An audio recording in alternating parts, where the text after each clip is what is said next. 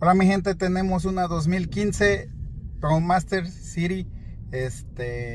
La queja del cliente era de que no prendía.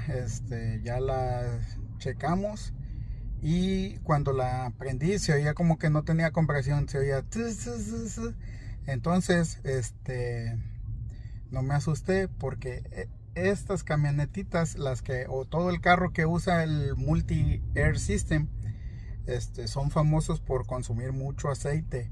Entonces llegan a un grado de que se les acaba el aceite y en estos carritos ocupan el aceite para comprimir las válvulas. Eso es un sistema medio pendejón, pero pues ya ni modo, ya nos tocó trabajar en estos.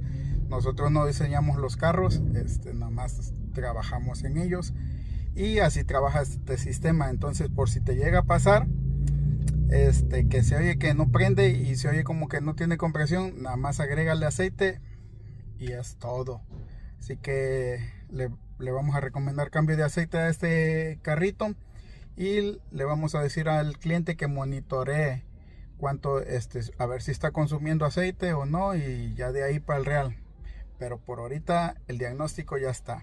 Bye mi gente, se despide de ustedes, Don Lugardo.